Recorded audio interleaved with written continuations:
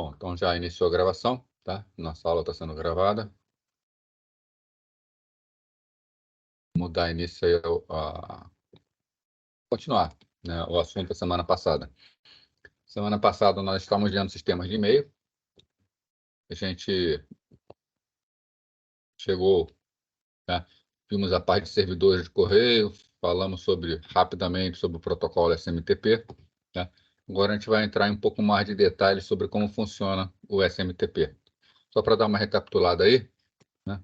O SMTP ele é o protocolo responsável pelas entregas das mensagens no sistema destino, né? No caso, no servidor destino, né? Nós vimos que existe o agente do usuário, que é o software que o usuário usa para compor, para ler o e-mail, né? Esse agente do usuário, ele precisa entrar em contato com o servidor. Na verdade, o agente do usuário é o cliente, né? E o servidor, obviamente, o servidor, né? Quando a gente compõe um e-mail e envia esse e-mail, tá? Por exemplo, usando o Outlook, um Thunderbird, tá? Esse envio é feito pelo protocolo SMTP, né? Que é o que a gente vai dar uma olhada agora, né? Para que a mensagem chegue no destinatário, né? O destinatário ele tem o servidor dele também, né? Então, por exemplo, alguém está usando o Gmail para mandar, esse à esquerda é o servidor do Gmail, está mandando por uma conta no Hotmail, esse da direita seria o servidor do Hotmail, né? A transferência entre servidores também se dá pelo protocolo SMTP. O SMTP ele tem a figura de que um é o cliente e outro é o servidor. Nesse primeiro envio, nós temos cliente mandando para o servidor dele. Mas quando o servidor desse cliente que envia, ele manda informação, ele é o cliente e quem está recebendo é o servidor, né? Então, no SMTP, sempre quem faz o envio da mensagem é o cliente, né? Quando chega no servidor de destino, existem várias caixas postais de vários usuários. Essa mensagem é colocada em uma das caixas postais. Está dentro do servidor, na verdade, tá? Está representando aqui fora, mas está dentro do servidor. Quando a gente, usuário do destinatário, vai ler esse e-mail, vai buscar essa informação, ele precisa trazer essa informação para ler. Aí, normalmente, são utilizados outros dois protocolos, né? Ou o POP, que a gente chama de POP3, porque a gente está usando a versão 3 do POP, ou um outro protocolo conhecido como IMAP, né? Isso aqui é necessário porque o SMTP ele é um protocolo de entrega onde cliente e servidor têm que estar ativos. Os servidores e-mail sempre estão ativos, mas quando esse e-mail chega no servidor do destinatário, nada garante que o cliente esteja ligado para ele poder receber por SMTP, né? E sem contar que ele teria que ter o cliente também na máquina dele um servidor SMTP para poder receber essa informação, né? Seria muita complexidade para o cliente. Então a gente coloca isso numa caixa postal no servidor de destino e a gente considera que a entrega está realizada. E para poder ler a informação, como no SMTP, o cliente é quem envia, né? E aqui estaria sendo o envio, mas o cliente, no caso que está recebendo, o SMTP não vai se prestar para isso, né? Então, a gente tem dois outros protocolos, que são POP3 e MAP, que nós vamos ver também o funcionamento, né? Então, vamos ver o funcionamento agora desses três protocolos aí. Bom, atualmente, o SMTP é definido pelo RFC 5321, né? Se alguém quiser consultar como é o funcionamento, a implementação dele, consulta essa RFC, né? Ele é uma tecnologia antiga que possui certas características que a gente pode considerar que são até mesmo arcaicas, né? Exemplo, restringe o corpo e o cabeçalho de todas as mensagens ao simples formato ASCII de 7 bits. Não é nem o ASCII estendido de 8 bits que nós temos já há décadas, né? Ou seja, o SMTP ele só envia caracteres simples, nem acento, né? Hoje nós temos o quê? Nós estamos na era da multimídia, tá? Essa restrição não é mais aceitável, tá? Então a gente precisa de mecanismos para melhorar isso aí.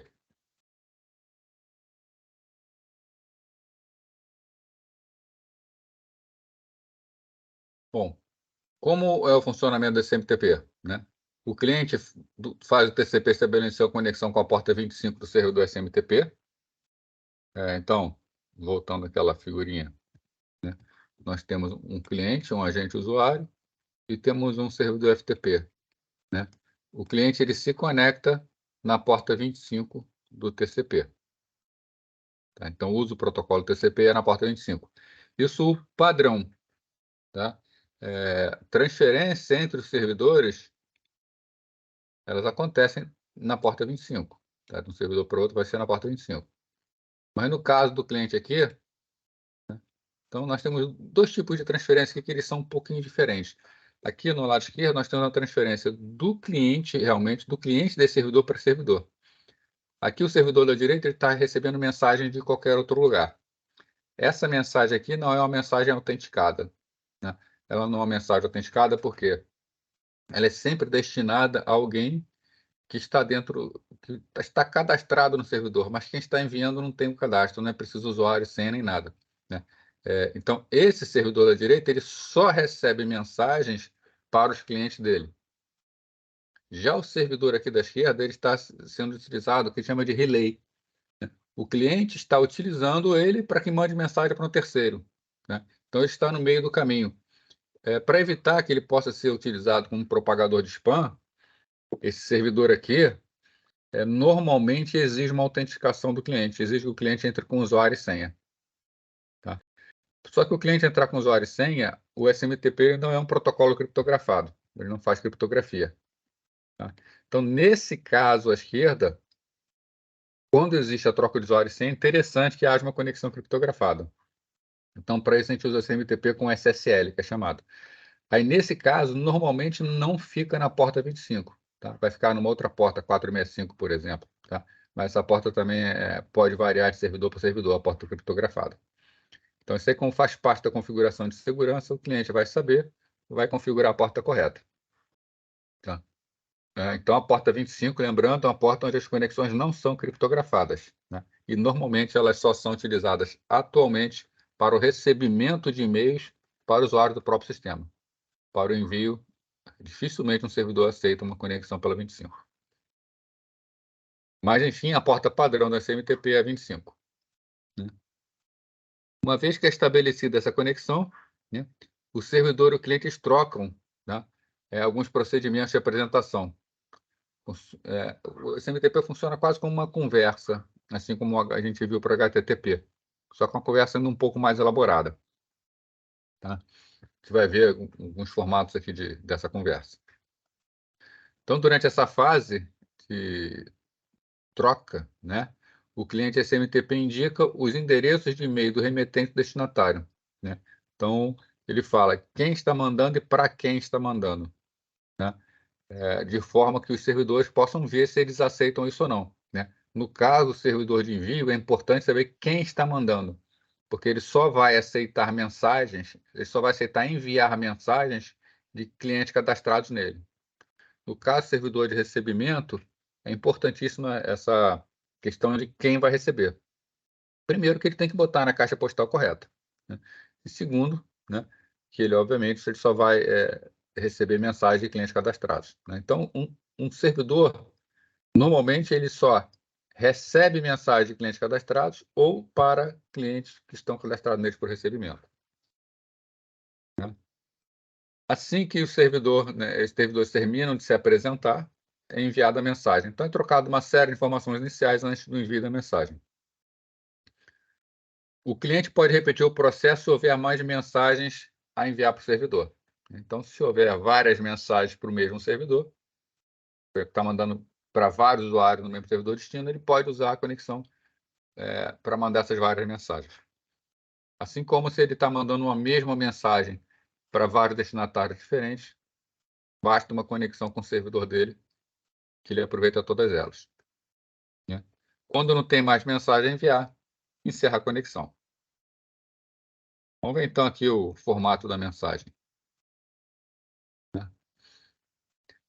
Bom, quando uma mensagem de e-mail é enviada, tá, um cabeçalho contendo informações periféricas vai anteceder o corpo da mensagem em si. Tá? Então, nós temos no SMTP dois tipos de cabeçalhos, dois tipos de informações, né? Nós temos informações que interessam aos servidores, tá? Então, são cabeçalhos que interessam para o servidor propriamente dito, por exemplo, troca de informações entre servidores, né? E existem cabeçalhos que são específicos, né, entre os usuários, né? Por exemplo, esse usuário aqui, à esquerda, está mandando informação para o usuário da direita. Ele quer fazer isso, mas tem que passar, obviamente, pelos servidores, tá? Mas tem informações que não interessam ao servidor. O servidor até pode saber com a informação para fim de log, mas que interessam aos destinatários propriamente dito. Uma dessas informações é, por exemplo, o assunto da mensagem, né? Então, esse assunto é um exemplo de um campo, né, que antecede o corpo da mensagem em si, né? São assuntos que são informações que a gente observa como propriedade da mensagem, né? Essas informações elas estão todas contidas em linhas de cabeçalhos que são definidas nesse documento aqui, RFC 5322. Tá? As linhas de cabeçalho e corpo da mensagem são separados por linha em branco, né? Então, enquanto é mensagem, ele manda uma série de linhas com informações, de repente vem uma linha em branco. Aí está começando o corpo da mensagem, né? Isso remete também, se vocês lembrarem da semana passada, ao protocolo HTTP, que ele faz uma série de requisições, uma por linha, e aí, quando vem uma linha em branco, é que ele terminou de fazer as suas requisições, né? Cada linha de cabeçalho contém um texto legível, né, constituído uma palavra-chave seguida de 2 pontos e um valor, né? Por exemplo, né, linha de cabeçalho from 2 pontos, né, quem está, né, mandando a mensagem. To 2 pontos, para quem vai a mensagem, né? Subject 2 pontos, o assunto da mensagem, né? Então, todo cabeçalho SMTP é do tipo uma palavra seguida de 2 pontos. Aqui alguns exemplos, né? To, endereço de correio eletrônico dos destinatários principais, para quem eu estou mandando a mensagem. CC, né? Endereço de correio eletrônico dos destinatários secundários, né? Então, em português, né, seria o para, seria o... Aqui em português acaba ficando CC também, que é a cópia carbono, né?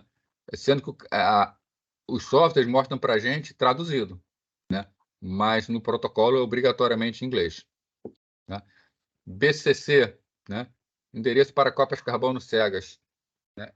Que é aquela cópia oculta que o software mostra para a gente. Quando eu vou mandar uma mensagem, todo mundo que recebe a mensagem vê para quem foi enviado o to e o cópia carbono.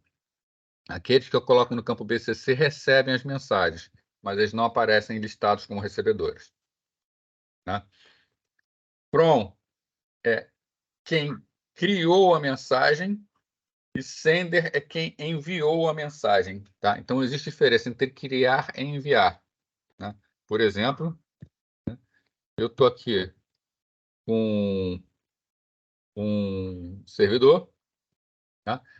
Melhor, um cliente. Vamos botar só os clientes aqui. Ele envia a mensagem, cliente A envia a mensagem para o cliente B. Quando ele envia, né, foi, como ele criou, é from A, né, sender A. Ele criou e enviou. Se o B resolve encaminhar essa mensagem para C, né, no corpo da mensagem, no corpo da mensagem, não, desculpa, no cabeçalho da mensagem, vai escrito from A, que foi A quem criou a mensagem lá na origem, sender B. Então, são informações diferentes que estão no cabeçalho, né? Tem também um cabeçalho que é importante para quem faz a administração de sistemas de correio eletrônico, que é o received, tá? A linha incluída a cada agente de transferência durante o percurso, tá? Então, sempre que o servidor ele recebe uma informação, ele acrescenta uma linha received, conforme a mensagem vai passando de um lado para o outro, tá? Então, exemplos disso aí, tá? O meu cliente enviou a mensagem para o meu servidor de correio eletrônico. O meu servidor de correio eletrônico vai botar uma linha received. Received by, aí vai botar o nome dele. Aí vamos supor que o meu servidor de correio eletrônico ele passa por um antivírus antes de mandar. Ele envia para um antivírus, Aí o antivírus bota o received dele. O antivírus responde para o servidor, aí novamente o servidor bota um received. Aí ele transfere para outro servidor, outro received. Manda para o anti-spam, que devolve para o servidor. Mais 2 received. Manda para o antivírus, que retorna para o antivírus, mais outro received. Né? Então, cada máquina, durante o percurso pelas quais as informações passam, elas colocam uma linha received. Normalmente o formato é received, 2 pontos, endereço IP ou nome da máquina. Então, aqui um exemplo de cabeçalho de mensagem. Tá lá, from Alice, @crepes.france, né? Para bob@hambúrguer.edu, né? Assunto, né? Buscando o significado da vida. Tá? Então, exatamente isso aqui que vai para os servidores. E se você entrar no seu cliente de e-mail e pedir para mostrar os cabeçalhos, você vê todos esses cabeçalhos aqui. Você consegue rastrear tudo que está acontecendo com a mensagem. Né? Bom, essas mensagens também podem conter, tá? Uma série de campos de cabeçalho utilizados pelos próprios agentes, tá? Que são, por exemplo, date, né? Data e hora que a mensagem foi enviada, reply to, né? Endereço para onde a resposta deve ser enviada. Então, você pode mandar para o endereço, mas dizer, não, eu quero receber a resposta neutro. Quando o cliente quer responder, o reply to manda para o outro. Message ID é um número exclusivo que é usado para referência posterior. Tá? Então, sempre que você envia uma mensagem, essa mensagem ela tem uma identificação. Tá? Quando você manda uma resposta, o campo in reply to tem o ID da mensagem para qual essa resposta foi enviada. Tá? Esse é um dos campos que podem ser utilizados, por exemplo, que é usado pelo Gmail, que é utilizado pelo Outlook, quando eles agrupam mensagens de uma conversa. Tá? Eles identificam quais são as conversas por esse campo Message ID, já que é sempre ele, junto com esse reply to, ajudam a manter a conversação. Esse é o mecanismo principal, existem outros mecanismos que eles usam. Tá? Referências, outras IDs de mensagem relevante. Então, conforme vai ser responde, que responde, que responde, né? O campo referência vai guardando todas essas identificações de mensagens. Keyword, palavra-chave do usuário. Né? Quando você edita um e-mail, você pode colocar palavras-chave nele para facilitar uma busca. Raramente o agente usuário dessa opção, tá? Mas existe. E subject, o assunto da mensagem, que tem que ser apenas uma linha. Tá? Após esse cabeçalho, né, a gente já viu, vem uma linha em branco, seguida do corpo da mensagem em ASCII. Então, esse é o funcionamento do SMTP. Né? E protocolo de acesso. Né? A gente viu que o SMTP ele faz entrega numa caixa postal, né? Para a gente ler essas mensagens. Né? Bom, quando o SMTP ele faz a entrega, então, ela é colocada na caixa postal. Né? Nos primeiros sistemas, o usuário lia a correspondência ao entrar no servidor. Né? Se lembram, na semana passada, eu falei para vocês que os primeiros sistemas de e-mail eram máquinas, né, de maior porte, e essas máquinas eram conectadas à internet. E você, quando usa uma máquina dessa, você está pendurado no terminal. Esse terminal é só uma janela de acesso para a máquina, então as mensagens estão na própria máquina. A gente alia essas mensagens diretamente, porque a gente estava ligado diretamente à máquina, a gente estava usando a própria máquina. Só que a realidade mudou. Né? A realidade agora da internet existe a internet, né? Existe uma máquina, um bom porte, que é o servidor de correio eletrônico, porém nós estamos no outro ponto da internet com o nosso computador e queremos ler. O SMTP ele é dessa época à esquerda. Tá? Ele foi desenvolvido, ele foi pensado nesse tipo de sistema, né? Que era o sistema dominante, que era o sistema que existia. Com essa evolução, o SMTP falha, porque o usuário está distante do servidor. Então, precisamos de novos protocolos, que chamamos de protocolos de acesso. Esse protocolo de acesso vai permitir, né, que um computador que não é aquele onde estão armazenadas as mensagens possa ler as mensagens. Então, está falando aqui, né? Hoje em dia usa o paradigma cliente-servidor. Então, a gente tem um cliente, tem um servidor. Não é mais um sistema fechado. Né? O usuário executando, então, o agente do usuário num PC local distante da máquina, que é o servidor. Então, qual o caminho de uma mensagem? Né? A gente já conversou isso aqui várias vezes, né? Mas uma pessoa, quando compõe uma mensagem, compõe com seu agente de usuário, envia para o servidor dela com protocolo SMTP, o servidor dessa pessoa envia para o servidor de outra pessoa com protocolo SMTP e fica guardado numa caixa postal. Né? Para o Bob poder ler a mensagem, o que ele vai fazer? Ele vai usar outros protocolos, né? POP3, IMAP, ou o próprio HTTP, que a gente vai dar uma conversada sobre ele daqui a pouco. Né? Então, né, para acessar as mensagens, o destinatário vai usar um protocolo de acesso, normalmente POP3 ou IMAP. O POP3. A grande diferença entre o POP3 e o IMAP é que o POP3 ele é mais recomendado quando o usuário quer guardar as mensagens no próprio computador. Dessa forma, ele pode ler essa mensagem mesmo sem uma conexão com a internet. Tá? Ele era muito antigo na internet primordial, vamos falar assim, quando a nossa conexão à internet era uma conexão por linha de escada, nós não tínhamos uma conexão permanente. Então, o POP3 ele puxa todas as informações do servidor para a própria máquina do usuário. De forma que, como era o esquema, o usuário se conectava ao servidor, usava o POP3, puxava todas as mensagens e depois ele desconectava. Ele não precisaria ficar conectado para ficar lendo a mensagem, não precisa ficar ocupando o telefone, nem gastando, né? Já que o telefone você paga por tempo de uso, pelo menos na época. Então, o POP3 facilita essa vida do usuário. Né? Para desenhar aqui. Né? Você tem um servidor, você vai ler esses e-mails. O que você faz? Você tem a sua máquina, conecta no servidor, puxa todas as mensagens para a sua máquina. Aí você desconecta. Você vai lendo suas mensagens e vai respondendo. Tá? O POP3 ele vai guardando tudo localmente. Chega no internet, normalmente você clica no botão enviar.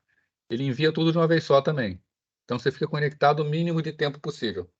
E você tem todas as mensagens na sua máquina. Você sabe tudo o que aconteceu. Se você tiver com problema com a internet, por exemplo, se está sem conexão, você tem todo o seu histórico local, você consegue trabalhar com essas mensagens. Então, o funcionamento do POP3. Primeiro, ele é descrito pela RFC 1939. Ele estabelece uma conexão TCP com o servidor na porta 110, né, do TCP. Né? Depois que a conexão é estabelecida, o protocolo passa por 3 estados em sequência. Né? Primeiro, autorização. O POP3 envia o usuário e senha para o servidor. O servidor verifica se esse é um usuário válido. Né? Da mesma forma como o SMTP ele é um protocolo sem segurança nenhuma para isso, o POP3 também é um protocolo sem segurança nenhuma. Tá?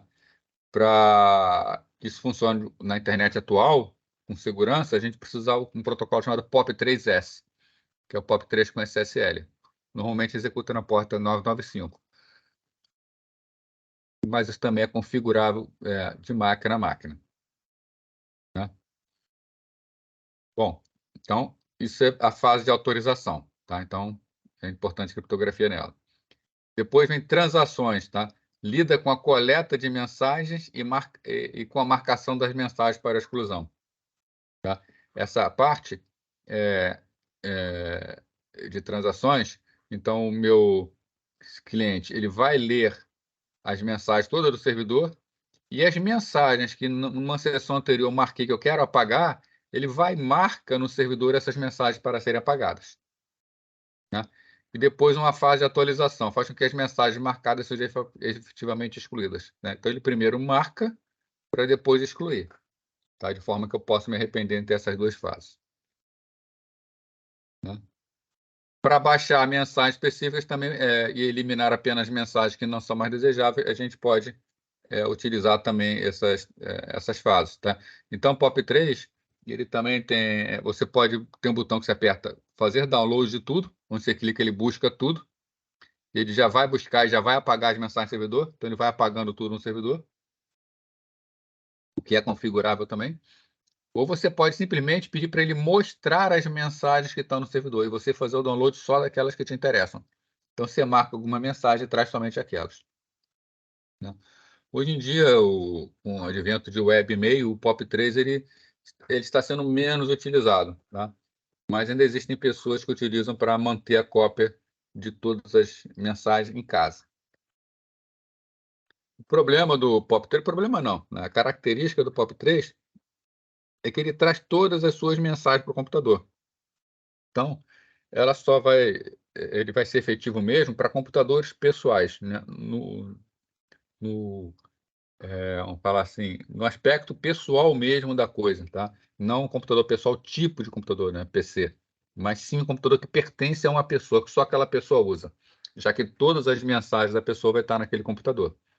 Se a pessoa compartilha o computador ou costuma usar vários computadores diferentes, o POP3 já não se mostra tão eficiente, porque ele vai concentrar todas as informações que ele baixou numa única máquina, né? Nesse caso, vamos falar assim, de um usuário mais nômade, né, que está mudando de máquinas, nós temos o protocolo IMAP, né, Internet Message Access Protocol, né? Esse IMAP, né, funciona, então, permitindo que o usuário consulte as suas mensagens no servidor. Então, ele usa um computador com um software local, cliente, mas para ler as suas mensagens, mas ele vai estar o tempo inteiro interagindo com o servidor, né? Então, para o usuário com uma conta de correio que é sempre acessada a partir do computador, a gente já viu o POP3 funciona bem, né? Mas para pessoas que querem acessar a partir de qualquer local, né, o POP3 não é muito adequado, tá? Vai ficar tudo espalhado por várias máquinas. Então, o MAP pressupõe que todas as mensagens vão ficar no servidor e vai oferecer mecanismo para leitura de mensagens, tá? Na verdade, se vocês imaginarem um webmail, o webmail é a cara do IMAP, tá? Na prática, os webmails eles são apenas uma interface web para o IMAP, tá? Quando você acessa o Google, Outlook, o Gmail, no caso, né, o Outlook, um Hotmail, um Ball, qualquer desses servidores que oferecem webmails para vocês, eles, na verdade, são apenas interfaces para um software IMAP que está por trás dele, tá? Então, o IMAP pressupõe que todas as mensagens vão ficar no servidor, que é o que acontece com o webmail, e fornece mecanismo para leitura de mensagens ou mesmo parte de mensagens, né? Também fornece mecanismo para criar, destruir e manipular várias caixas de correio no servidor, tá? Eu posso criar subcaixas, eu posso dividir por assuntos, guardar mensagens em pastas no servidor. Então, o IMAP gerencia todas essas pastas. E ao contrário do POP3, o IMAP não copia mensagens para a máquina pessoal, fica tudo no servidor. O IMAP, né, também aguarda por conexões de clientes na porta 143 do TCP. Aquilo que eu falei da questão de segurança, tanto para o POP3 quanto para o SMTP, também valem para o IMAP. Então, o IMAP é um protocolo que passa usuário e senha em claro pela internet. Então, assim como o POP3 você é recomendado usar o POP3S, para o IMAP também é recomendado usar o IMAP-S, que é o IMAP sobre SSL. Por fim, o webmail. A gente coloca o webmail só para poder falar dele, porque é um assunto importante como cliente, tá? Mas o webmail não é um protocolo, tá? Ele é apenas uma forma que alguns sites da web oferecem, né, para que os usuários possam ler as mensagens por eletrônico, né? Então, para usar, o usuário abre uma página na qual entra com uma identificação e uma senha, entra com usuário e senha. A partir daí, ele tem acesso às mensagens de forma parecida a um cliente IMAP. Na prática, existe um IMAP realmente por trás dele. Então, esses são os protocolos. Agora, de privacidade em correio eletrônico, né? Correio eletrônico, as mensagens são trocadas e armazenadas em caixas postais, todas em código ASCII aberto. Não existe nenhum tipo de privacidade. Se você manda uma mensagem, essa mensagem vai estar disponível para que todos possam ler, tá? É,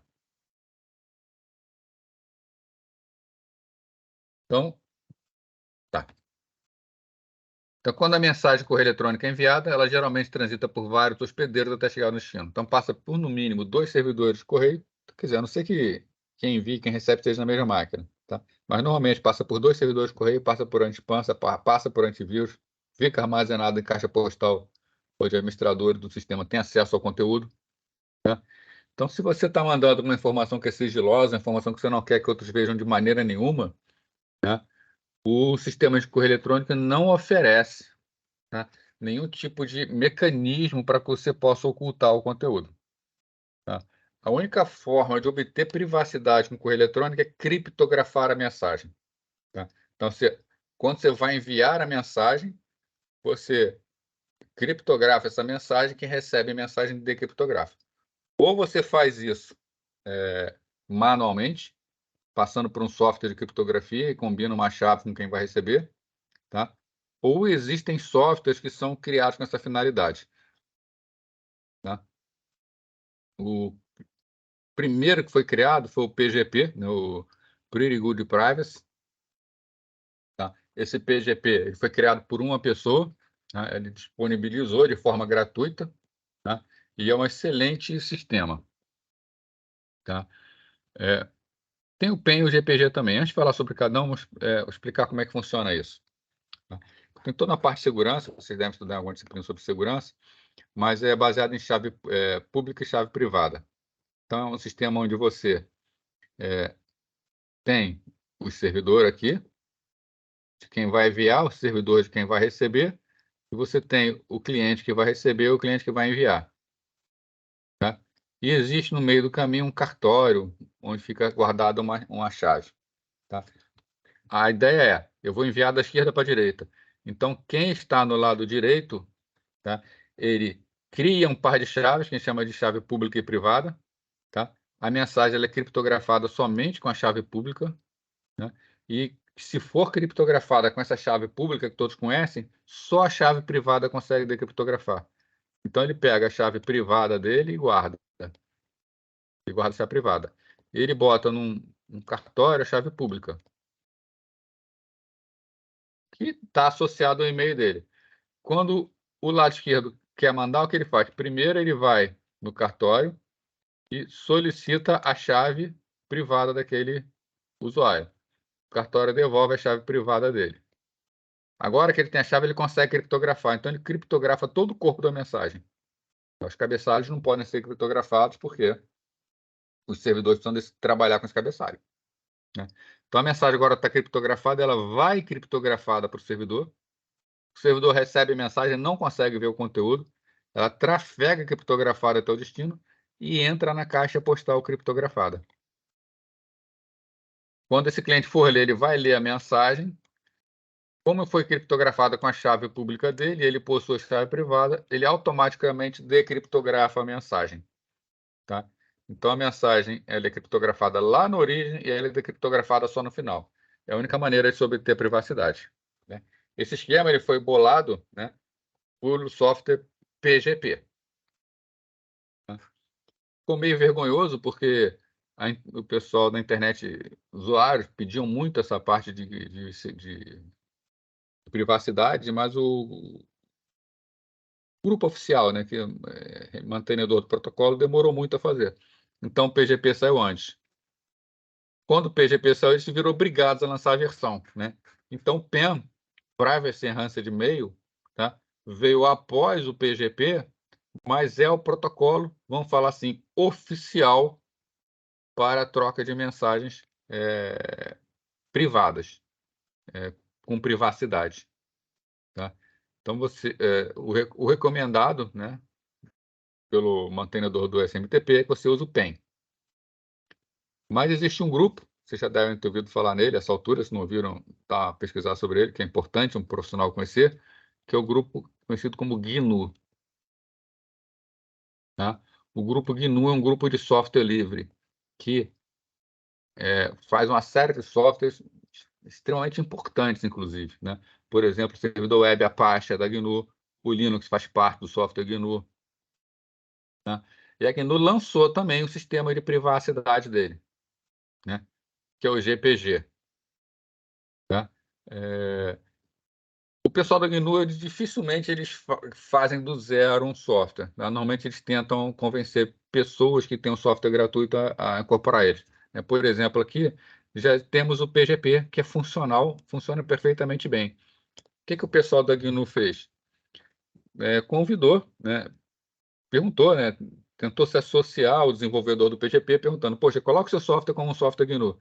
Só que ele não concordou, porque para você colocar como software GNU, você tem que abrir mão de direitos autorais sobre o software. Um software GNU não tem direito autoral. Ele não quis abrir mão de direito autoral. Ele deixa de graça, mas ele quer ser o dono do software. Então, a GNU, nesse caso, desenvolve, tá, um novo software, que é o GPG. Tá? O pessoal da GNU são muito bons de criar siglas, né?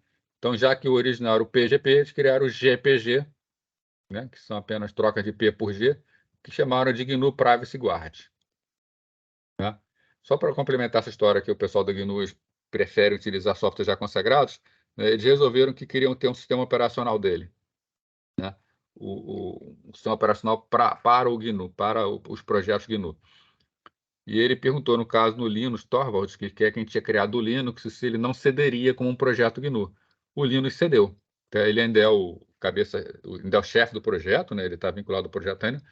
Mas hoje o Linux também é conhecido como GNU Linux, né? Então o Linus Torvalds ele abriu, né? Cedeu o código-fonte inteiro do Linux. E o Linux não tem um proprietário, vamos falar assim, tá? Ele é um software de código aberto realmente. E também faz parte do projeto GNU. Você quer essa parte de correio eletrônico, gente? Então, que a gente fecha esse assunto correio eletrônico, né? Que a gente já começou semana passada. Então, semana passada nós vimos transferência de arquivos, vimos HTTP e começamos a ver correio eletrônico, né? Terminou de ver correio eletrônico hoje. Vamos ao último exemplo de aplicação da internet, que é o DNS. DNS, que todo mundo também já deve saber, mas só para ficar claro, é o software responsável de fazer o mapeamento entre endereço IP e nome de máquina. Tá?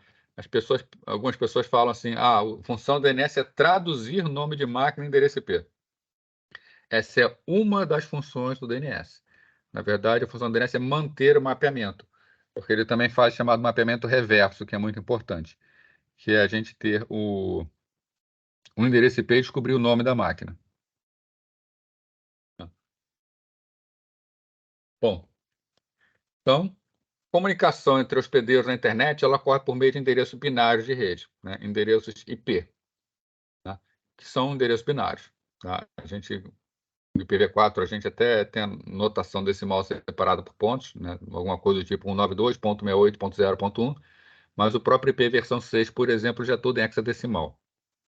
Tá? Então, para se comunicar com o destino, é claro que um hospedeiro precisa conhecer o seu endereço. Tá? Agora, vamos supor que alguém precisa acessar, por exemplo, o servidor web da Veiga de Almeida. Né? Como a gente vai fazer? A gente tem duas formas. Ou a gente usa o endereço IP do servidor da Veiga de Almeida. Todo mundo no mundo inteiro que quiser acessar tem que saber qual é o endereço IP, algo que é bastante desconfortável. Né? Ou a gente pode usar um nome. É muito mais fácil para o ser humano trabalhar com nomes. Né? Então, é para isso que é criado o DNS. A gente imagina o seguinte: se eu quero acessar o servidor web da UVA, muito provavelmente o nome dele é www. Né? Então, eu boto lá no navegador www.uva.br, eu vou acessar. Vai ser o nome. Né? Então, é muito mais fácil a gente trabalhar com nomes do que com endereços de rede. Tá? É muito difícil a gente ter conhecimento de todos os endereços de rede. Praticamente não tem de nenhum, né? Não interessa para a gente o endereço IP. Basta saber o nome. Né? E outra coisa, sempre que algum endereço mudar, você teria que avisar todo mundo que esse endereço mudou, né? O que é muito complicado. Então, para resolver essa questão, foi desenvolvido o DNS. Né? No início, a internet, quando eram poucas máquinas, existia um local público onde ficava um arquivo com todas as máquinas e todos os endereços IP. Isso é um arquivo conhecido como hosts. Tá? Hoje em dia não faz mais sentido, não tem mais como utilizar esse arquivo. Tá? Então, a finalidade do DNS é a criação de um sistema de nome de forma hierárquica baseado em domínios. Tá? Então, hierárquica porque a gente vai ter domínios, que a gente vai ver aqui, domínios de países. Então, a gente tem BR para Brasil, US para Estados Unidos, PT para Portugal. E aí, dentro de um país como o Brasil, por exemplo, com, edu, gov, né? Dentro de com, o nome das empresas. Então, a gente cria toda uma hierarquia, com base no formato do nome, né? E sempre que for necessário acessar então, um hospedeiro, uma máquina na internet, só precisa conhecer o nome do domínio e fazer a consulta ao servidor DNS. E o próprio DNS vai descobrir esse endereço, né? Então, alguns dos serviços são provistos pelo DNS. O primeiro deles, né, o mais conhecido, mapeamento de nomes de hospedeiro em seus endereços IPs. Forneça um nome e pega o endereço IP de volta. Mas ele também tem apelidos para hospedeiros, né? Uma máquina ela pode ter vários nomes. Isso é bastante comum em máquinas que prestam diferentes serviços. Identificação de servidores de correio eletrônico. O serviço de correio eletrônico, o funcionamento dele é dependente de DNS, tá? Quando você manda, por exemplo, um e-mail para fulano, @algum lugar, você não coloca o nome da máquina que vai receber o e-mail. Você só coloca o nome do domínio. Quem vai dizer o nome da máquina que vai receber vai ser o servidor DNS do domínio. Ele também pode ser utilizado para distribuição de carga.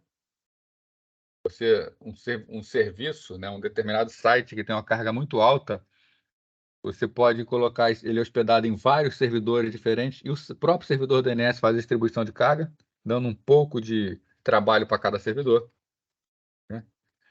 Outro serviço, descoberta de nomes com base no seu endereço IP, chamado mapeamento reverso, tá? Onde eu tenho o endereço IP e eu quero saber o nome da máquina. Normalmente isso é muito usado para fazer log de acesso, né? O DNS ele é implementado sob o protocolo UDP, né? Então, os que a gente viu anteriormente eram baseados no TCP. O DNS a gente está vendo aqui é o UDP. Ele tem interações mais simples, então, para ser mais rápido, ele usa o UDP, tá? Lembrando que o UDP não garante a entrega de dados no destino. Então, cabe ao DNS garantir a comunicação confiável, o que é muito fácil para o DNS, porque uma interação DNS consiste em apenas uma pergunta e uma resposta. Então, o cliente DNS manda uma pergunta e aguarda pela resposta. Se a resposta não vier dentro de determinado tempo, ele pergunta de novo, tá? Então, é bastante fácil, né? E usa a porta 53 do UDP. Opcionalmente, também pode responder pela porta 53 do TCP, tá? Normalmente, os servidores DNS eles trabalham nas duas portas, no 53 do TCP e 53 do UDP. Mas a única obrigatória é a do UDP, tá? E aí o cliente pode testar o servidor, se ele quiser usar o TCP por alguma razão, ele pode testar se o servidor tem a porta 53 do TCP. Bom, espaço de nomes. Como são definidos os nomes DNS? Então, espaço de nome é definido em domínios, que são estruturados em níveis, tá? O primeiro nível é estruturado em domínios genéricos ou de países. Por exemplo, domínio genérico, onde não coloca um país. São aqueles domínios que terminam, por exemplo, com .com, .edu, .int, .org, .gov, por aí vai, né? Isso aqui são organizações que não estão ligadas efetivamente a um país na hierarquia do DNS. E temos domínios de países, né? Por exemplo, .br, Brasil, .pt, Portugal, .jp, Japão, .ar, Argentina, né? E aqui a gente tem uma hierarquia, né? Por exemplo, dentro de BR, a gente tem Gov, tem Com, e tem vários outros. Dentro do Gov, nós temos a máquina www, que é www.gov.br, mas temos também ministérios, como o SUS, né? Por exemplo, Sistema Único de Saúde. Dentro dele, a máquina www. Então, dentro da hierarquia, ó, é a máquina www dentro do domínio sus.gov.br. Esse aqui que a gente chama de hierarquia, né? Aqui, por exemplo, nós temos uma máquina chamada Planck, que pertence ao Departamento de Engenharia, que pertence ao MIT, que é uma universidade, está no .edu, e não está ligado a nenhum domínio de país, né? Então, cada domínio tem o seu nome definido pelo caminho entre ele e a raiz, né? A gente já viu o exemplo lá no slide anterior, tá? www.sus.gov.br, sendo que os componentes do domínio são separados por pontos. Então, aqui, ó, www.sus.gov.br. Então, www.sus.gov.br. Cada domínio controla como são criados seus subdomínios. Então, se eu tenho um domínio, é problema meu o que eu faço com meus subdomínios. Não preciso prestar conta disso a ninguém. Então, na internet, existem órgãos que são responsáveis pelos domínios principais. Se eu quero, por exemplo, comprar um domínio chamado torta, né? Sei lá, torta. Não sei nem se já existe, né? torta.com.br. Eu comprei esse domínio torta, né? Eu posso criar quantos domínios eu quiser embaixo de torta, maçã, leite condensado, chocolate, tá? Os domínios que eu quiser. Isso é problema meu, né? Então, para a criação de um novo domínio é necessária apenas a permissão do domínio ao qual ele será incluído.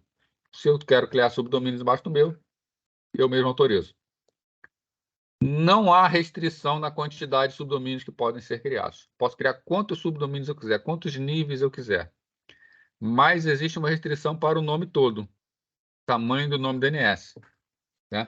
Primeiro, os nomes de componentes podem ter até 63 caracteres. Eu não posso ter uma parte dessas, entre pontos, com mais 63 caracteres. E 63 caracteres já é coisa pra caramba. E o nome completo, tá, não pode exceder 255 caracteres, que também já seria um nome muito grande. Tá? Então, são as únicas restrições com relação ao nome. Como é feita a resolução de nomes, né? Como o sistema funciona para que a gente possa encontrar nomes na internet? Bom, primeiro, o espaço DNS ele é dividido em o que a gente chama de zonas, né? Cada zona é um domínio, dá mais nome oficial é zona, né? Por exemplo, o domínio uva.br é considerado uma zona DNS, né? O domínio sus.gov.br é uma zona DNS. Elas são independentes e possuem um servidor de nomes principal e pelo menos um servidor de nome secundário, tá? Então, DNS é importantíssimo para a internet. Se o DNS para, né, se o DNS de uma organização para, essa organização fica praticamente inacessível. Então, para garantir que não vai ter esse problema, né, as organizações elas têm um servidor de nomes principal, que é onde entra todas as configurações, e essas configurações elas são replicadas para servidores secundários, tá? Pelo menos um, de modo que se um servidor cair, outros continuem a execução. Bom, cada cliente executa um software conhecido como solucionador, resolver. Então, a gente está falando disso aqui, né? Você tem o seu computador, aí o seu computador você quer acessar a internet. Aí você coloca dentro do navegador, vai lá no Opera, no Firefox, no Google, no Edge, tá? Você coloca www. Alguma coisa. E esse www. Alguma coisa ele vai ter que ser resolvido. Dentro do sistema operacional da máquina, tem uma figura chamada resolver. Resolver. Ou português solucionador. Tá? Ele é responsável por fazer extrações DNS dentro dessa própria máquina. Então, aqui você está no cliente. Né? Então, você vai com o navegador, o resolver vai resolver isso para você pelo DNS. Tá? O resolver ele vai fazer contato com o servidor DNS. Então, aqui está o servidor DNS da sua organização. É o resolver que é o encarregado de contactar o servidor DNS. Né? Não é a aplicação que acessa diretamente. Tá? Tem essa impressão, mas não é. Tá? A aplicação ela pede a solução para o sistema operacional usa o resolver para isso. O resolver chama o servidor DNS que vai fazer o trabalho dele. Né? Se você, sempre que você faz uma consulta, o resolver mantém em cache as informações mais recentes que ele leu. Então, você consultou uma vez, o resolver já conhece. Quando você vai consultar de novo, vamos lá, consultou a primeira vez, o resolver não conhece. Ele pede para o servidor vai resolver de alguma maneira que a gente vai ver e vai informar o resolver. Mais para frente, quando você quiser acessar de novo o mesmo endereço, a informação já está no resolver, nem vai para o servidor local. O resolver já fornece essa informação. Tá? Se ele não conhece, ele passa para o servidor do DNS. E várias aplicações diferentes chamam o resolver. Né? Então, ele funciona como um cache DNS local.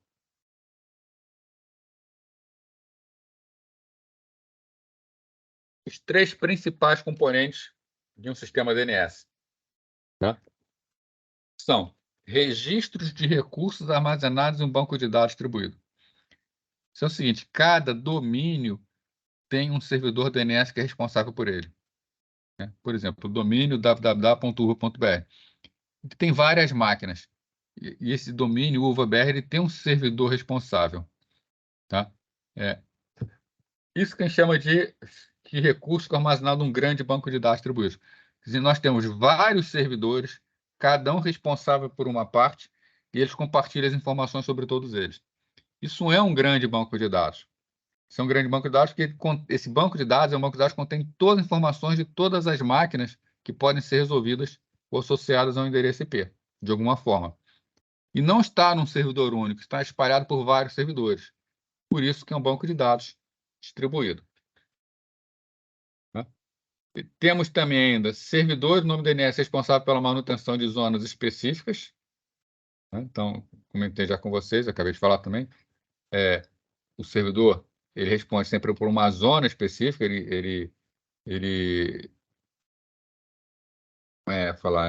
servidor da uva, ele responde pela zona uva. Servidor do sul, responde pela zona do sul. Servidor do globo, responde pela zona do globo, tá? E os solucionadores ficam nos clientes, né? Agora, quando um solucionador precisa da resolução de um nome, o que ele faz? Tá? O servidor DNS é responsável pela zona, tá? Ele pode acontecer três coisas, tá? Então, o solucionador pediu informação para o DNS. Então, está aqui, o resolver solicita ao servidor DNS. Três coisas podem acontecer. Esse servidor DNS, ele é o responsável pela zona. Tá? Vamos supor, você está dentro da Veiga e solicita a máquina www.veiga. Você vai usar o servidor DNS da Veiga. Ela já conhece a máquina, então ela responde diretamente, tá? Então, se o servidor DNS é o responsável pela zona, ele resolve o nome solicitado e devolve imediatamente, de forma bem rápida. Agora, vamos supor que ele não é o responsável pela zona, mas ele possui resolução em cache. Alguém já solicitou para o servidor e o servidor já resolveu essa parada aí, já tem o nome associado ao endereço IP. Então, ele já tem na cache, ele devolve para o cliente. Agora, se o cliente solicita algo que ele não conhece, tá? Aí ele necessita realizar uma busca para resolver o nome, tá? Como é feita essa busca? Agora vamos ver um exemplo aqui, tá? Vamos supor que, ó, o cliente, tá, no browser, ele resolveu acessar o site www.mec.gov.br. Tá? Então, localmente, ele pede para o solucionador. O solucionador, ele não conhece. Tá? Como ele não conhece, o que ele faz? Ele faz uma consulta ao servidor DNS local. Ele pergunta quem é www.mec.gov.br. O servidor DNS local também não conhece. Aí agora, então, ele vai começar a busca, tá? Vamos ver mais para frente que na internet existe chamado servidor de nome raiz. Servidores de nome raiz são servidores que são responsáveis pela resolução dos domínios de primeiro nível. Esses aqui, ó. Vou botar aqui para a gente ver. Tá? Com, edu, int, tá? De genéricos de primeiro nível de país. Esses estão todos registrados nos servidores que a gente chama servidores raiz. Esses servidores raiz, eles são a base do DNS, tá? Quando o sistema DNS foi criado, eles foram colocados em endereço IP conhecidos e esse endereço IP deles não muda, né? Se mudar, né? Se os servidores raiz mudarem, não tem como os servidores normais, vamos dizer assim, encontrarem ele. Sempre que você instala um servidor DNS, ele já vem pré-configurado nele o endereço IP de todos os servidores raiz, tá? Então, ele escolhe um servidor raiz e ele faz uma consulta. No caso aqui, como a gente quer acessar mec.gov.br, ele está interessado em quem, né? Primeiro, precisa acessar, descobrir quem é BR. Então, ele vai num servidor raiz e pergunta quem é BR, né?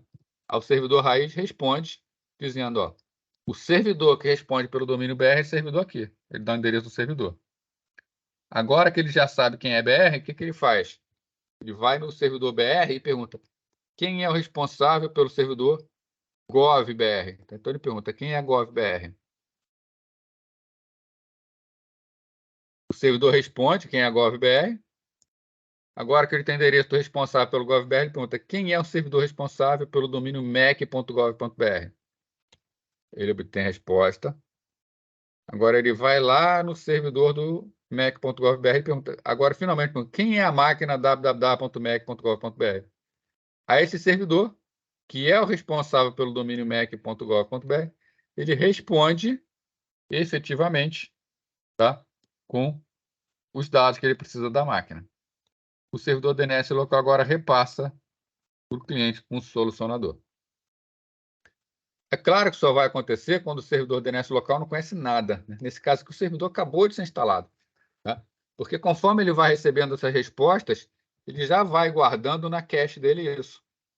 Vamos supor que agora, no futuro, algum cliente pergunte quem é a máquina www2? Tá? O servidor Mac.gov.br. O servidor DNS local ele já sabe quem é responsável por Mac.gov.br, já vai direto lá para ele perguntar quem é www2. Então, ele já encurta alguns caminhos. Tá? Mas a gente repara que uma solicitação, né, no azar extremo, uma solicitação como essa, houveram 10 trocas de mensagens. Né? Uma primeira consulta, consulta, resposta, consulta, resposta, consulta, resposta, consulta, resposta, e por fim a resposta. Então, podem ser disparadas várias mensagens.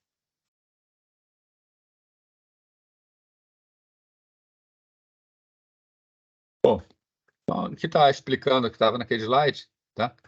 Mas vamos diferenciar aqui agora esses dois lados aqui. Tá? O lado esquerdo foi um tipo de consulta e o lado direito, na verdade, foi outro tipo de consulta.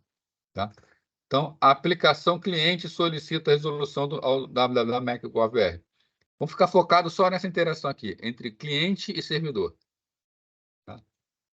Então, o nosso foco agora está aqui, ó. O que está acontecendo entre cliente e servidor. O solucionador envia uma requisição ao servidor de nome local. O servidor de nome local trata a resolução do nome até que obtenha a resposta completa. Esse tipo é chamado consulta recursiva. Tá? Então, do ponto de vista aqui do cliente, ele pediu uma coisa para o servidor respondeu completo para ele. Tá? O cliente aqui ele não vê esses passos acontecendo. Tá? Esse tipo de consulta é o que a gente chama de consulta recursiva. Por outro lado, tá? Agora a gente está focando no lado direito aqui. Tá? Eu tenho o servidor interagindo com outros servidores.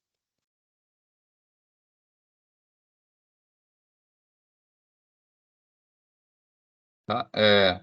Para obter a resposta completa, o que o servidor de nome precisou fazer? Uma série de iterações. Tá? Então, assumindo que ele não tinha uma informação inicial, o que ele fez? Primeiro ele foi no BR, para encontrar o BR. Depois ele foi no GovBR, no BR para encontrar GovBR. Depois ele foi em GovBR para encontrar Mac.gov.br. Depois ele foi em Mac.gov.br para encontrar www. Então, ele precisou fazer uma série de consultas. Tá? Então, isso que a gente chama de consulta iterativa. Tá? O que aconteceu do lado de cá? Opa! O que aconteceu do lado de cá foi uma consulta iterativa. Tá? O primeiro servidor não respondeu para ele completo. Tá? Normalmente, só aceita consulta recursiva servidores do próprio domínio. Né? O que é o servidor do próprio domínio? Essa máquina aqui, ela está dentro de um domínio, que é o mesmo domínio desse servidor aqui. Então, essa máquina é um cliente cadastrado desse servidor. Então, como essa máquina e esse servidor estão no mesmo domínio, esse servidor ele faz todo o trabalho para esse cliente. Agora, aqui não é o caso. Esse servidor não está no domínio desse servidor. Então, esse servidor só responde quem é o próximo. Tá? Então, consulta recursiva e consulta iterativa são as diferenças. Com relação aos servidores nome raiz, tá? Então, eu já comentei com vocês, a função dele é retornar o endereço de primeiro nível dos servidores. No total, existem 13 servidores de nome raiz espalhados pelo mundo.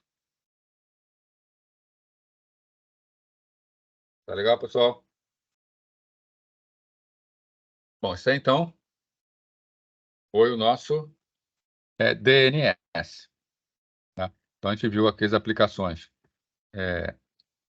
Primeira delas HTTP, depois FTP para transferência de arquivos, depois e-mail e agora DNS. Tá? A gente vai fazer... Acabou que a teoria do DNS, mas a gente vai mais para frente fazer um laboratório DNS, tá? Botar para funcionar um servidor DNS. Uma pergunta até aqui?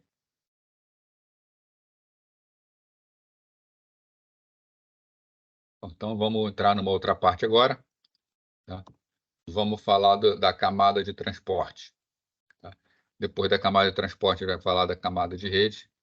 E aí depois a gente começa a parte de laboratório propriamente dito. Tá? Bom, então, na camada de transporte, lembrando que estamos falando aqui de internet, nós temos dois protocolos principais, né? O TCP, o Transmission Control Protocol, e o UDP, o User Datagram Protocol. Vamos ver como é um protocolo de transporte genérico e depois aprofundar em cada um deles. Voltando à figurinha aqui, tá? Que a gente já viu. Tanto no modelo OSI quanto na arquitetura TCP/IP, a camada de transporte fica logo acima da camada de rede. Então, aqui nós temos a camada de transporte, que é a camada 4 do modelo OSI. Tá?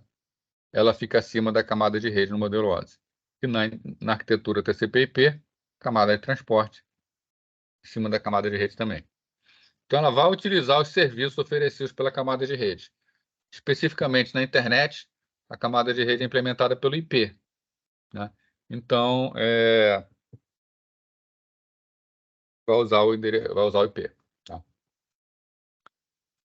No modelo OSI, a camada que usa o serviço da camada de transporte é a camada de seção. Né? Então, aqui, ó, camada de seção utiliza os modelos, utiliza o serviço da camada de transporte. Já na arquitetura TCP/IP, não existe camada de seção nem camada de apresentação. Então, é direto a camada de aplicação que usa a camada de transporte. Tá? Essa é a diferença. Mas, de toda forma, o serviço que a camada de transporte oferece para a camada superior é o mesmo. Para que serve a camada de transporte? Né? A gente viu aqui, acabou de ver a camada de aplicação. Né? Então, só relembrando aí, para que serve a camada de aplicação? A camada de aplicação serve para executar os softwares que os clientes interessam aos clientes. Né? Então, o cliente ele quer acessar uma página web, é na camada de aplicação que é executado, de um lado, o navegador, de outro lado, o servidor que vai responder esse navegador. Você quer usar um app num celular, né? Esse app desse celular, ele está na camada de aplicação, tá? Se for um app de rede, né? E a camada de transporte logo abaixo da camada de aplicação? O objetivo é promover a confiabilidade, tá? Fazer com que uma informação trocada entre máquinas possa ser confiável. Tá? Então, é promover a confiabilidade na transferência de dados entre o hospedeiro, origem e destino, independente das redes físicas em uso. Então, não importa se é uma rede boa ou uma rede ruim, a camada de transporte tem que oferecer essa confiabilidade. E, além disso, né, pulei aqui um parágrafo, nas aplicações precisam de um modelo de rede que entregue uma mensagem ou um fluxo de dados um ponto de rede. Tá? Essa mensagem, quem oferta isso, a possibilidade de fazer entrega à camada de transporte. Tá? Porém, cabe à aplicação decidir se vai usar o serviço confiável ou um serviço não confiável. Né? Então, a camada de transporte ela oferece. Ela tem como objetivo promover essa confiabilidade. Mas pode ser que a aplicação não queira essa confiabilidade por alguma razão.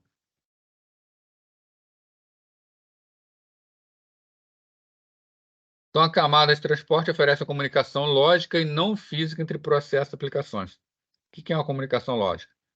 A gente tem esse notebook aqui, que está falando com esse servidor aqui. Na camada de transporte, a camada de transporte do notebook fala diretamente com a camada de transporte do servidor. Direto. Né? É o que a gente chama de comunicação fim a fim. Tá? A gente sabe que fisicamente tem que passar por vários equipamentos, mas a camada de transporte não enxerga esse caminho. Ela vê tudo fim a fim. Então, do ponto de vista da aplicação, tudo se passa como se eles estivessem conectados diretamente, embora não estejam.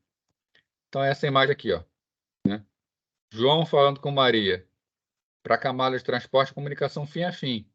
As máquinas, origem e destino se veem diretamente. embora fisicamente tenha que passar por várias máquinas ao longo do caminho. Tá? Então, o transporte é isolado disso, então o cliente também é isolado disso.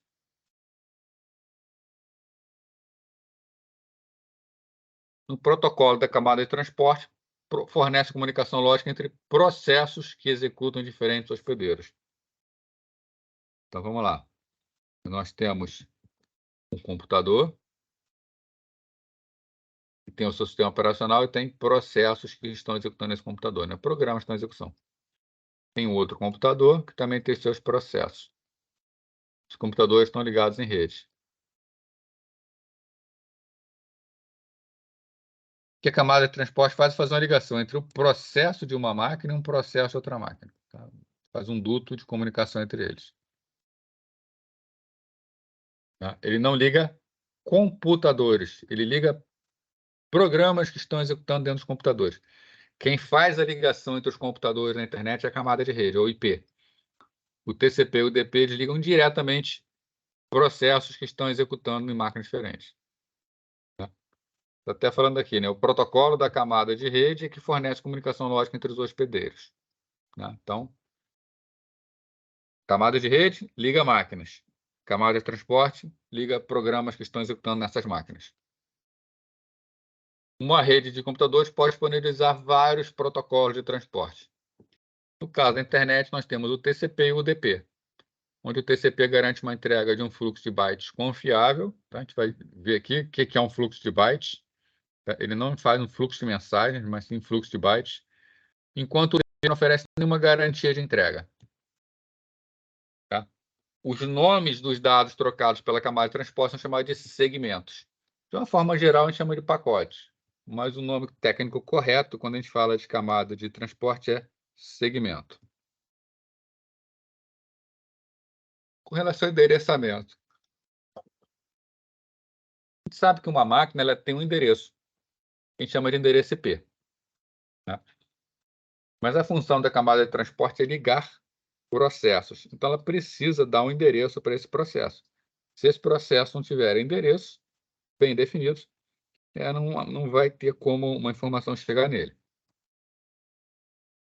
Então, aqui no caso, quando o processo solicita algo ao servidor, o sistema envia uma mensagem para ser entregue ao processo no destino. Então, aqui nós temos, por exemplo, a camada de transporte. O processo está solicitando.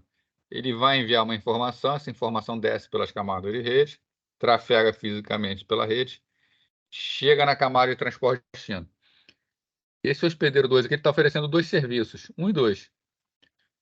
Para qual serviço vai ser entregue? Tá? Aqui, quando chega na camada de transporte, chegou por intermédio do endereço IP. Então, o endereço IP já identificou a máquina. Agora, eu preciso identificar qual serviço vai ser entregue. É o que a gente chama de endereço de transporte. Tá? Então, como identificar para qual processo a mensagem deve ser entregue? Tá? Então, endereçamento no nível de transporte tem como função identificar esse processo. Toda mensagem do protocolo de transporte carrega o endereço para o qual essa mensagem deve ser entregue. No caso da internet, é conhecido como porta. Tá? Então, para a gente mandar uma mensagem para algum processo na internet, a gente precisa fornecer um par, endereço porta. O endereço IP vai identificar a máquina, tá? Então o endereço IP vai servir para que chegue na máquina e a porta vai servir para que seja entregue no processo correto. Com uma dúvida aí, gente? Tranquilo isso?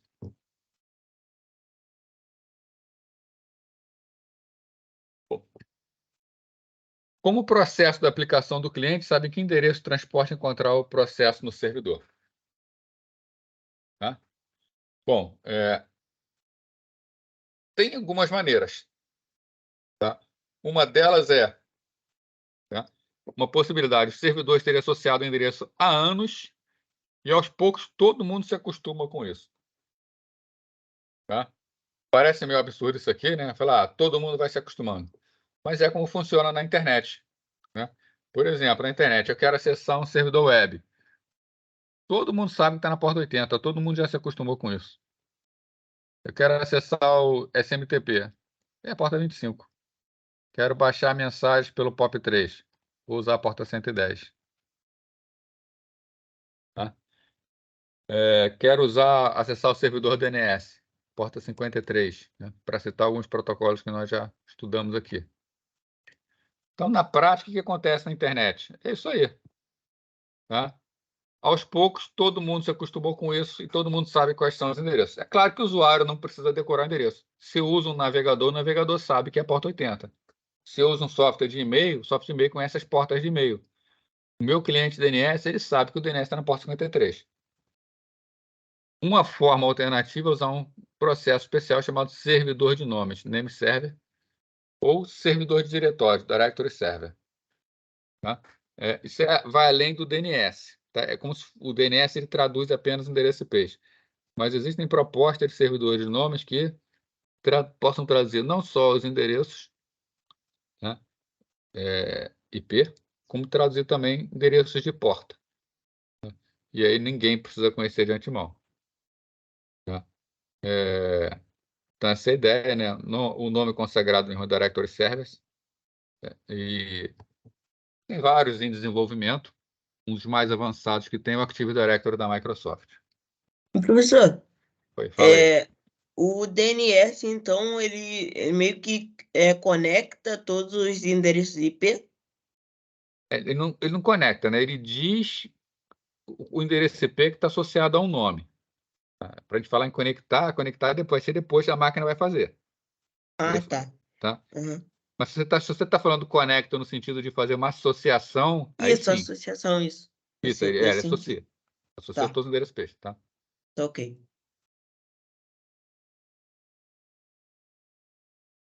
Vamos visão geral da camada de transporte na internet. Primeiro, ela faz o que a gente chama de multiplexação e demultiplexação. Tá? Que foi o que a gente acabou de conversar sobre portas. Tá? A responsabilidade, tá, fundamental do TCP e do IP é ampliar o serviço de entrega do IP entre sistemas finais. Tá? O IP, conforme a gente já viu, ele entrega em uma máquina. Tá? Na verdade, a gente não viu, mas eu já conversei isso com vocês. Ele faz a entrega em uma máquina. Então, a camada de rede entrega na máquina.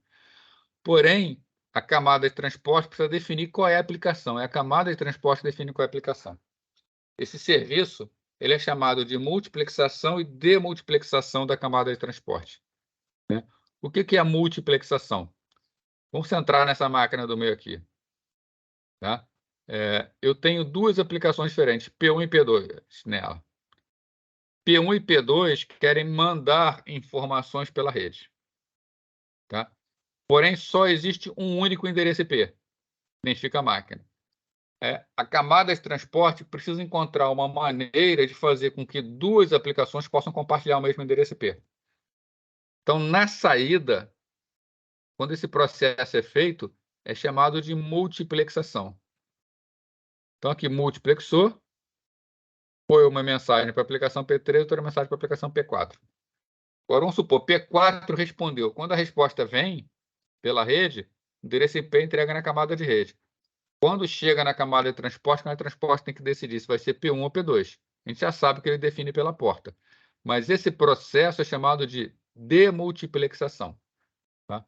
Então, multiplexação é na saída do pacote, quando eles compartilham o mesmo canal, e a demultiplexação é quando chega por esse canal e é separado para quem vai ser entregue. É claro que também cabe ao TCP e ao UDP a verificação da integridade dos dados. Então, esse trabalho de reunir na origem, é o que eu já acabei de falar para vocês. Reunir na origem é multiplexação. E o trabalho de entregar no destino é demultiplexação. Isso é feito pelos campos de porta. Tá? Então, seja UDP, seja TCP, como os dois têm que fazer multiplexação, eles terão um campo de cabeçalho, que é o número de porta origem, que é a porta que está enviando a mensagem, e o número de porta destino, que é a porta para onde está sendo enviada a mensagem. Então, aqui no P4, quando envia, ele coloca o número de porta destino para que seja feita a demultiplexação. E a porta origem é importante, porque quando uma aplicação manda a informação para outra, essa que recebeu tem que responder para a mesma porta que mandou. Então, a porta origem vai para que a resposta possa ser feita por aquela porta.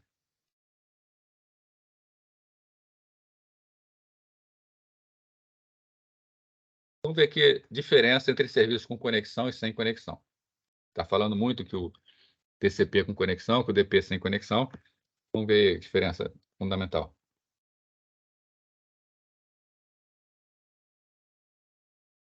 Bom, então, uma arquitetura de camada, a gente pode afirmar que o objetivo geral de uma camada é oferecer serviço à camada superior. Então, é o que acontece com o TCP. Ele oferece um serviço confiável para a camada de aplicação na internet, para a camada de seção no OSI. No caso da camada de transporte, o objetivo é oferecer, né, serviço para a camada de aplicação. Isso considerando o TCP/IP.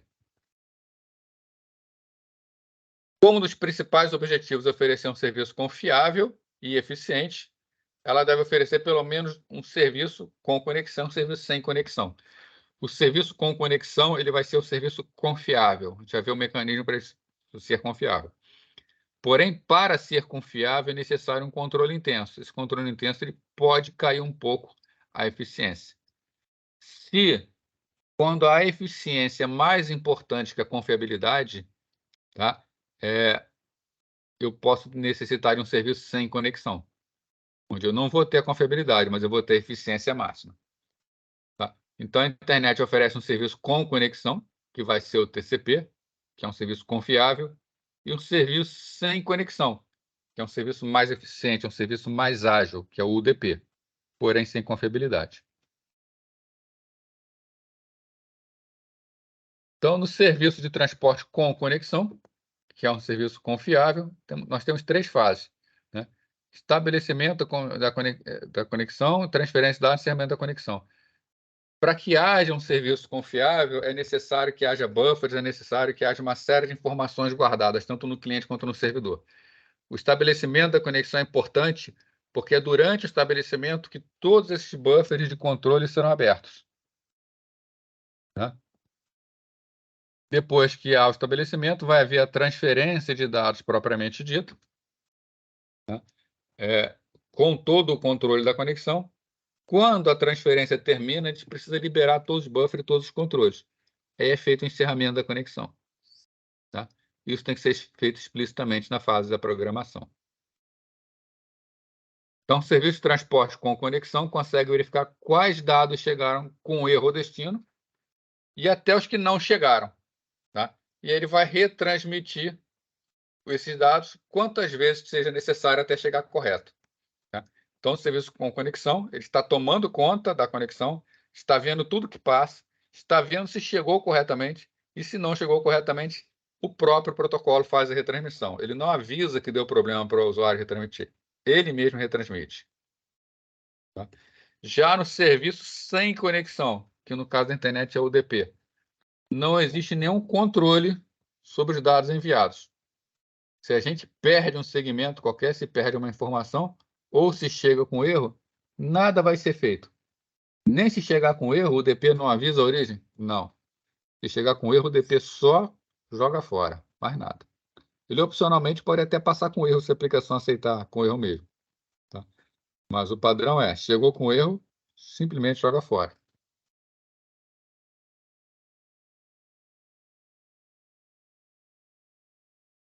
Vou falar então aí do UDP. Tá? O UDP é um protocolo bastante simples. Tá? E depois de falar do UDP, a gente fala do TCP. Bom, UDP, protocolo de transporte não orientado à conexão. Ou seja, ele não garante a entrega das mensagens do destino. Quando você manda uma mensagem por UDP, ela poderá ou não chegar. E mesmo que chegue, poderá chegar com erro. Tá? Outra coisa, não garante que as mensagens cheguem na mesma ordem que foram enviadas. Tá? O IP não garante uma entrega em ordem. Então, o TCP, o UDP, como usa o IP, ele também não tem como garantir essa entrega em ordem.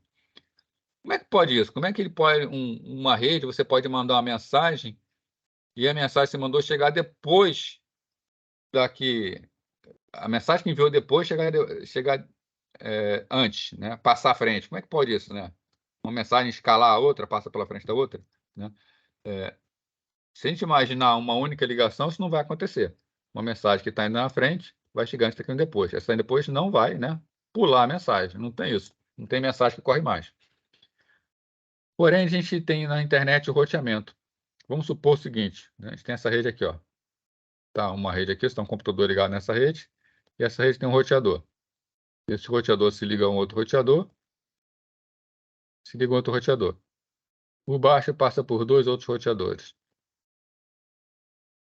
Está mandando a mensagem para a máquina que está do outro lado. Tá? E o caminho natural está sendo enviar por cima. Só que, por alguma razão, esse caminho está muito intenso o tráfego. Tá começando a gerar filas nesse roteador aqui. Esse roteador está começando a demorar muito a fazer o trabalho dele. O protocolo de roteamento ele pode determinar que passa a ser melhor o caminho de baixo. O caminho de cima era melhor, mas o de baixo, de repente, passou a ser melhor. No momento dessa transição, você acabou de enviar um pacote pelo caminho de cima. E aí o pacote seguinte, né? Vamos supor que você enviou o pacote 1 por cima, e aí você enviou o pacote 2 por baixo. O pacote 2 vai pegar uma rede que está bastante livre. Então, ele passa pelo primeiro roteador, passa pelo segundo roteador e chega no destino, pacote 2. Enquanto isso, o pacote 1 ele ficou aguardando na fila aqui, até poder passar. Então, como fizeram caminhos diferentes, o pacote 2 acabou pegando o caminho melhor. Quando o pacote 1 finalmente chega, ele chega depois do pacote 2. Né? Então, na origem sai 1, 2. No destino chega 2, 1. Tá? Isso é péssimo para aplicações. Tá? E o UDP ele não dá esse tipo de garantia. Na verdade, a gente fala o seguinte, né? O UDP faz quase tão pouco quanto um protocolo de transporte pode fazer. Basicamente, quais são as obrigações de um protocolo de transporte? Fornecer confiabilidade e fazer a multiplexação. Tá? Então, o UDP ele vai fazer a multiplexação e a única confiabilidade que ele vai oferecer é se eu entregar, eu entrego correto. Tá? De resto, ele não faz. Por quê? O objetivo dele é ser um protocolo rápido na entrega das mensagens de destino. Ele quer ser rápido. Ele não quer ser, ele quer ser eficiente. Ele não quer ser muito confiável. Então, ele só adiciona função de multiplexação de multiplexação, né? E alguma verificação de erro bem simples. Né? Por que usar o UDP no lugar do TCP para construir uma aplicação? Né? Por que eu usaria o UDP se o TCP já funciona de uma forma excelente, me garantindo a entrega? Né? Primeiro, melhor controle no nível da aplicação sobre quais dados são enviados e quando. O TCP, a gente viu, a gente vai ver, melhor dizendo, tá? Mas eu já falei para vocês que ele é orientado a fluxo de bytes. Orientado a fluxo de bytes quer dizer que, por mais que você entregue pedaços ao TCP, você entrega, por exemplo, um segmento para o TCP, você entrega outro segmento para o TCP, você entrega outro segmento para o TCP e por aí vai. Tá? São mensagens individuais, são segmentos individuais. Mas o TCP ele não garante que ele vai entregar individualmente. O TCP ele pode, inclusive, quebrar a primeira, ele entrega apenas uma parte da primeira mensagem. Na segunda entrega, ele entrega a segunda parte, depois a segunda mensagem inteira, depois a primeira parte da terceira. Esse aqui é o primeiro envio, segundo envio. Um terceiro envio pode ser só um pedacinho aqui, e um quarto envio pode ser o resto. Então, o TCP ele não preserva o limite das mensagens. Né? E o UDP? O UDP, se você manda 3 mensagens, ele manda inteira a primeira, inteira a segunda, inteira a terceira. Nem quebra, nem junta. Então, o controle é maior. Não há estabelecimento da conexão. Se não há estabelecimento de conexão, o lado ruim é que não tem garantia de entrega. O lado bom é que não tem atraso para iniciar uma conversação. Tá? Então, para algumas aplicações onde a agilidade é importante, isso é um fator fundamental. Não há estados de conexão. Tá? Para que o TCP possa ter o controle e possa retransmitir informações que chegaram com erros, ele precisa ter buffers, ele gasta muito recurso da máquina. Tá? Então, o protocolo TCP ele é um protocolo pesado. Já a troca de mensagem por UDP é extremamente leve, não tem armazenamento intermediário, não tem controle de estado, não tem nada. Então, um determinado servidor que é montado com base no UDP, ele consegue trabalhar com muito mais clientes ao mesmo tempo do que um TCP, já que consome menos recursos. E cabeçalho pequeno. O TCP tem um cabeçalho de 20 bytes, enquanto o UDP tem um cabeçalho de 8 bytes. Tá? Nem é tão grande assim a diferença, embora seja mais que o dobro, tá? Seja 2,5 vezes o cabeçalho, né? O TCP tem 2,5 vezes o cabeçalho do DP, mas se você levar em conta isso dentro de um pacote IP, por exemplo, tem 64 KB, é muito pouco, não tem tanto problema. Né? Algumas aplicações e protocolos que usam, né? Por exemplo, correio eletrônico, SMTP usa o TCP, o Telnet usa o TCP, que é acesso ao protocolo remoto, né? Web, transferência de arquivo, usa TCP. Né? Servidor de arquivo remoto, NFS, por exemplo, um dos primeiros protocolos para compartilhamento de arquivos em rede. Tipicamente usa o UDP. Multimídia ou telefonia, pode ser o UDP ou TCP. Agora, gerenciamento de rede, que é SNMP, UDP. Protocolo de roteamento RIP, UDP. Tradução de nome, DNS, UDP. Tá? Então, temos aí aplicações que usam os dois protocolos.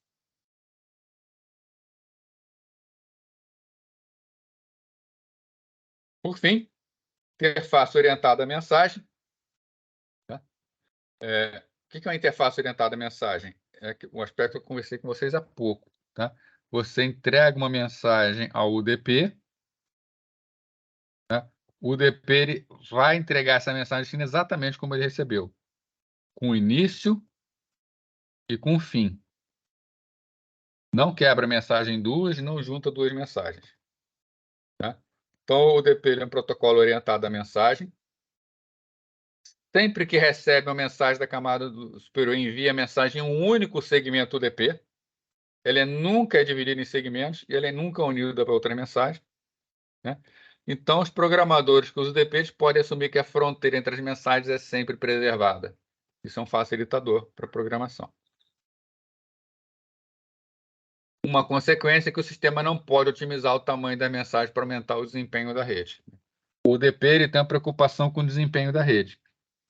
Por isso que ele pode quebrar em locais diferentes. O TCP não tem essa preocupação. Aí pode vir a pergunta aí, né? Poxa, mas não falou há pouco que o TCP ele tem é mais eficiente que o UDP, melhor dizendo, ele é mais eficiente, tem melhor desempenho? Sim, mas aqui eu estou falando de desempenho da rede. Isso aqui é uma questão global.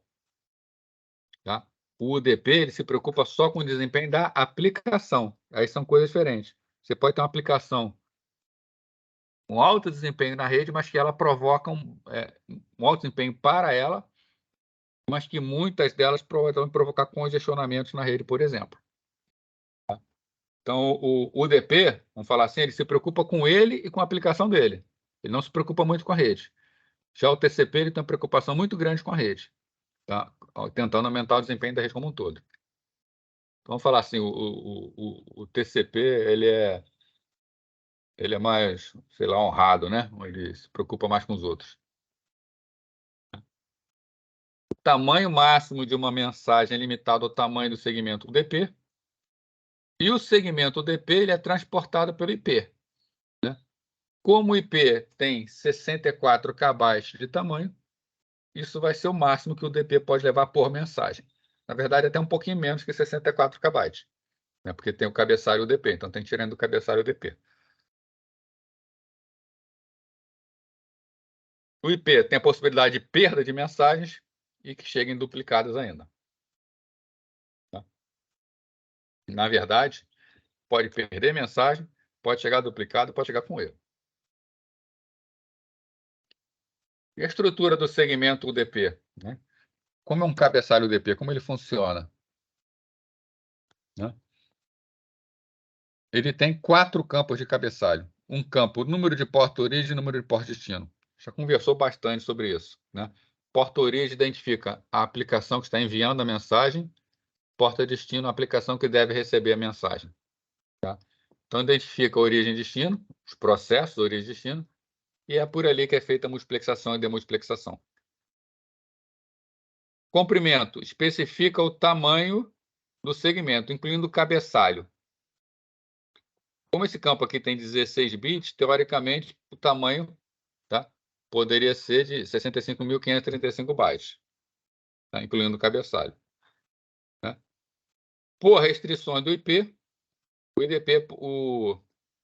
o DP pode ter até, no máximo, 65.515 bytes. Tá? Porque tem que tirar os 20 bytes de cabeçalho do IP. Tá? Então, esse é o limite teórico. Tá? Deixa eu ver aqui. Tá. Ele é menor que o limite teórico. Ele errado aqui, tá? Então, o limite teórico é 65.535, na prática, 65.515. Então, esse é o campo de comprimento. E o campo soma de verificação tem a função de garantir que a mensagem chegue ao destino livre de erros. Tá? Calcula um código de verificação de 16 bits e envia nesse campo. Tá? Então, ele faz uma soma de verificação geral e manda nesse campo essa soma de verificação. É por essa soma de verificação que ele sabe se houve erros ou não. Se a soma de verificação não for calculada, vai ser sempre zero. Tá? Ou seja, o DP, ou ele verifica para ver se tem erros, ou a aplicação pode falar, eu não estou interessada na verificação de erros. Pode entregar mesmo com erro. Nesse caso, o campo de soma de verificação vai com todos os bits iguais a zero. Está indicando para o destino o seguinte, nem verifica, só entrega. Tá? E a gente já discutiu aí sobre algumas aplicações para as quais isso é importante. Então, por fim, algumas considerações sobre o DP. Tá? Apesar de não oferecer confiabilidade, não significa que as aplicações não possam ter garantia de entrega. Basta que o programador cuide disso. O DNS, por exemplo, faz assim. Ele usa o DP e ele cuida dessa garantia. Tá? Então, exemplo de protocolos que utilizam o DP. DNS, para resolução de nomes na internet. SNMP, que é gerenciamento de máquinas na internet, né? Simple Network Management Protocol, protocolo de gerenciamento de máquinas. TFTP, transferência de arquivos trivial. URPC, tá? Que é uma comunicação para execução de procedimentos remotos na máquina remota, também usa o DP. Tá? E ele é projetado para pequenas transmissões e para dados que não necessitam de um mecanismo de transporte confiável. A RFC que define o DP é a 768. Né? Professor, Oi. já que o DNS ele faz a associação, né, dos IPs, o UDP, já que ele também faz no protocolo UDP, aí não seria eu pensei que era o TCP, porque é mais, como fala? É mais assertivo, né? O TCP. Mas só, o DNS ele faz. Confiável, né? Confiável, É, desculpa.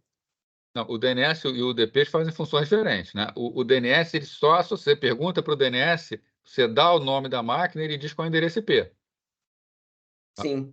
O UDP não faz nada parecido com isso, não, mas o DNS ele usa o UDP para isso. Não, mas o UDP é o seguinte: o que usa o UDP para isso é o seguinte: você tem uma máquina, você tem um cliente DNS aqui. Tá? O cliente DNS ele vai estar em cima do UDP. Então, o DNS ele monta uma mensagem, ele pede para o UDP entregar a mensagem.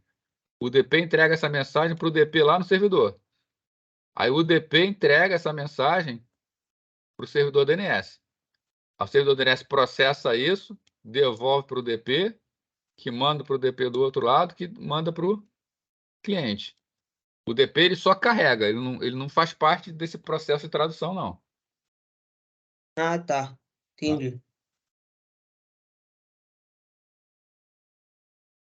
Bom, então, nosso próximo assunto é sobre transferência confiável de dados. A gente vai falar sobre transferência confiável de dados para poder entrar no assunto TCP, para ver como funciona o TCP. Né? Então, assim, o que a gente tinha para ver hoje, tá, era essa parte. Alguém tem uma dúvida sobre isso? Quer falar mais uma coisa?